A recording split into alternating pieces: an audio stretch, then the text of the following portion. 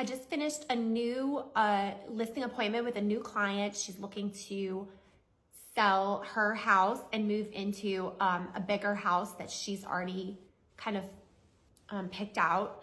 And so now she's at the point where it's time to list her current house. And she has 3 little kids. They've lived in the house for, I think, 8 years total, her and her husband.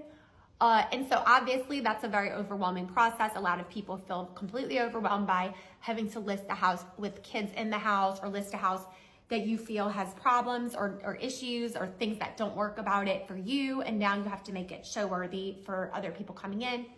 And one of her major questions was, what upgrades make a big difference to buyers? What things should I do to the house to make the house more appealing, and what things should I not waste my time and money on? So that kind of got me thinking, and I have a list of things that I think are really great uses of your funds and time and effort that you can do to make your house a little bit more appealing. Number 1 on the list is absolutely curb appeal. People pull up to your house and they decide within 5 seconds whether they want to go inside or whether the house is for them. So a little bit of landscaping can go a long way. You don't have to spend a ton of time or money if you are great, at that, or you like working in the yard.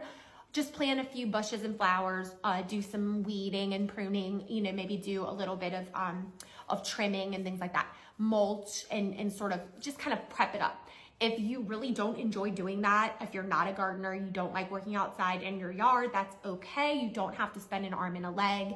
I usually give my clients a couple of good contacts for landscaping companies, but that will do what I like to call the quick listing landscaping, not your dream garden, but just enough to make it look pretty and get some curb appeal. Put a nice door hanger up, put a little yard flag, clean up your walkway, pressure wash the front of your house. Curb appeal is so important. The second upgrade that I would do is anything that makes your house look too worn. And obviously you're moving out of the house because it is worn, right? Because you've kind of outgrown the house, or you need some different things, or your storage solutions aren't great, or whatever it is. But you can still make your house look new without a lot of time, effort, or money. So you do not need to repaint your whole house, but if you can clearly see that there's chip paint, there's scratches, there's the baseboards have scuffs, maybe touch up the paint. Use a magic eraser and really get into the baseboards or cabinetry, especially if you have white cabinets or you have white baseboards, and really clean them up.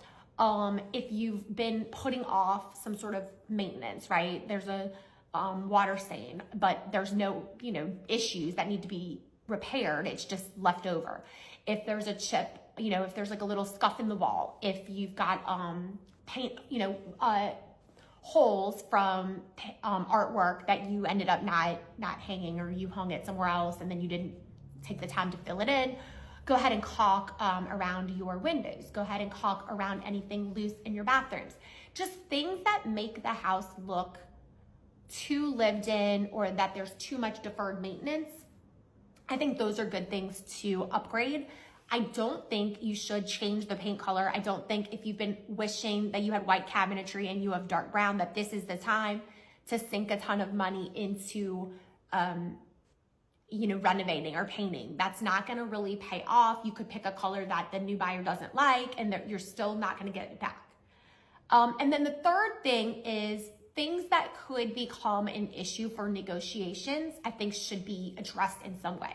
So if you have carpet that is torn up because you had dogs, or stained from your toddlers, you don't necessarily have to replace it, but I think offering something in your listing like a flooring credit will go a long way, because you kind of already know this is going to come up.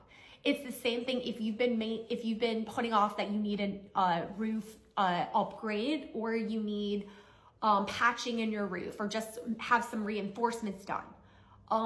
If you know that's going to come up in your listing, or in a negotiation with an offer, or in a home inspection, you may be better off just addressing it, as long as it's not something that can subjectively be a buyer's preference, right? So I think those are things that really go a long way. if there is, cracks in your patio and there are no foundation problems, but you could easily replace the cement or fix the cement. If there is, a missing board in your deck, anything that seems like a safety hazard. Those are great things to do. And if you're not sure what those things would be, I mean, that's your listing agent should be able to tell you that. But I also sometimes suggest to my clients that they go ahead and get a home inspection ahead of time, just to kind of figure out from a third party what things might come up, and then address them in a way that is both financially conservative, but also going to take away some hesitation from buyers when they're purchasing. So hopefully that helps you in getting your house show worthy. You don't have to sink a lot of time and effort in. You don't have to completely restage your home if you're still living in it. You can do a few kind of subtle tips and tricks to make the house look great without kind of just sinking a ton of extra money and time into the place.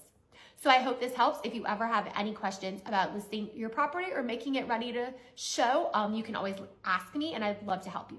Have a great day.